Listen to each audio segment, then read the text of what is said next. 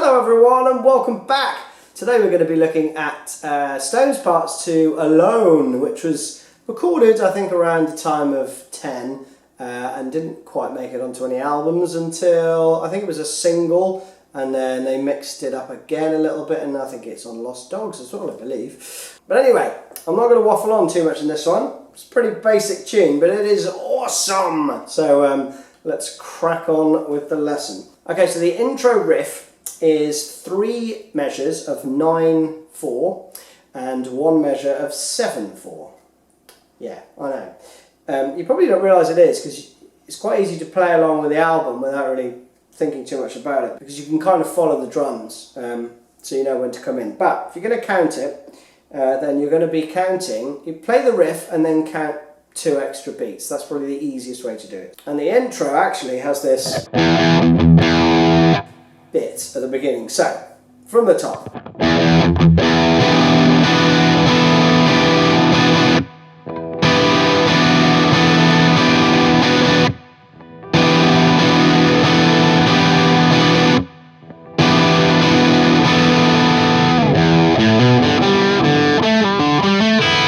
Now you're into the riff, with the verse riff.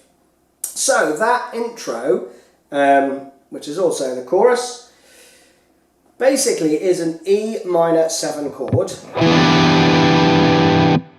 Then you're going to play the same chord again, but with your middle finger off. And then you're going to play it with your little finger on the 10th fret.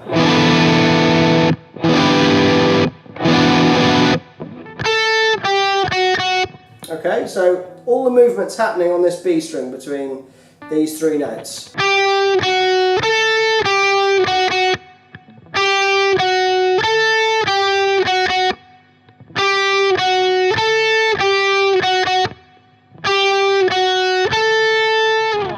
Okay, but you play it as a whole chord. So very slowly, that goes like this.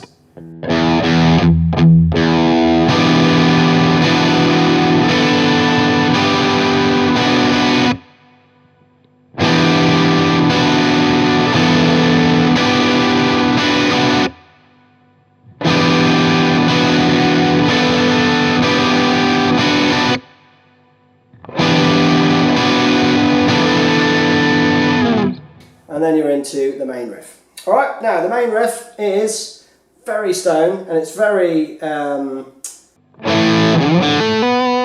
he was always doing lots of...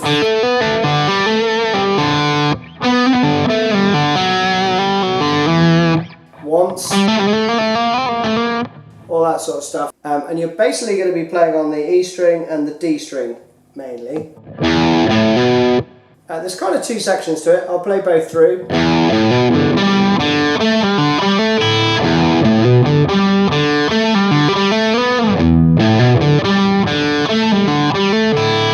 Okay, so the second time you're just going, the first time you're playing, which is pretty similar. But anyway, the first part is played on the E string. Just hammer on from the 5th to the 7th. Then you're going to play the open D.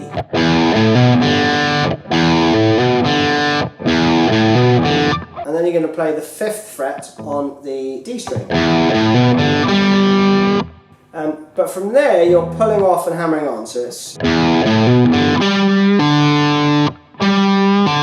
So I'll pull off from 5th to open D, and then... So that's 7, 5, 0. And then 5, 7. And then the open E. You can also play the B if you want.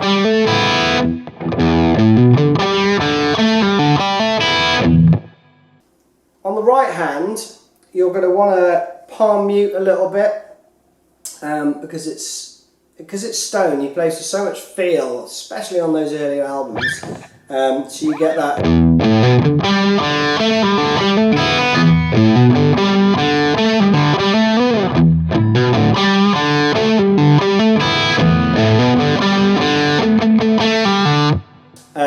That bit I'm not sure if it's in there actually. I play it before you go back into the... Okay, so let me play the verse riff slowly.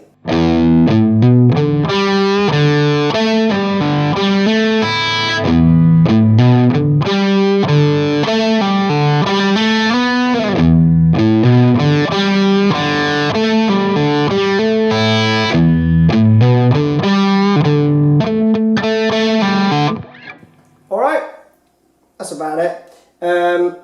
Then you're into another chorus. Then you go around the verse again.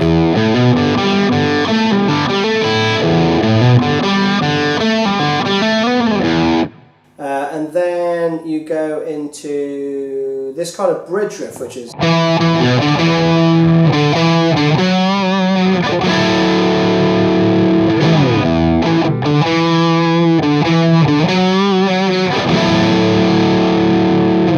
And you play that round some amount of times. I can't remember how long it is. But the riff, so good.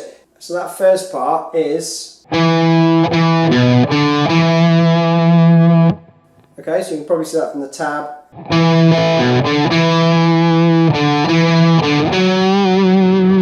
Alright, that last section is... Then you're going to go to the 9th fret and do a bend.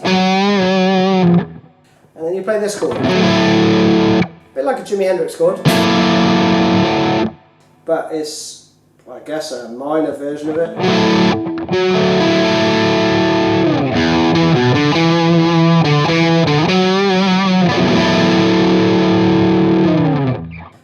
Let me play that through slowly for you. 2, 3, 4.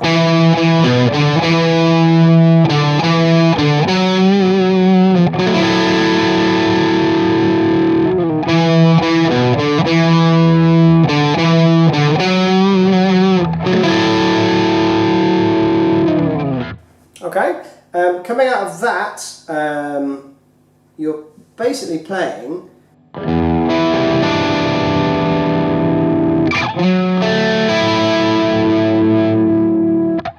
okay, so a little note on this chord. It's the same as your sort of better man chord. But rather than having your root on the E string, your root is on the A.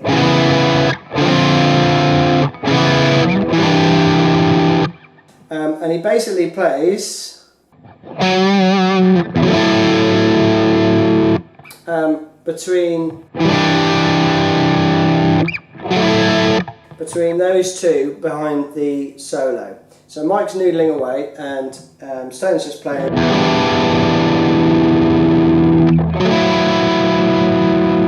And occasionally he'll arpeggiate that with.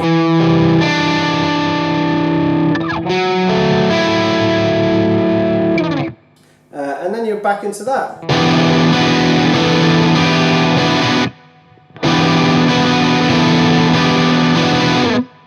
And that's it. That's basically it in a nutshell. So I haven't done Mike's noodly parts in this. I can revisit those if you want. But I thought for now, get that under your belt and play some of Stone's awesome goodness.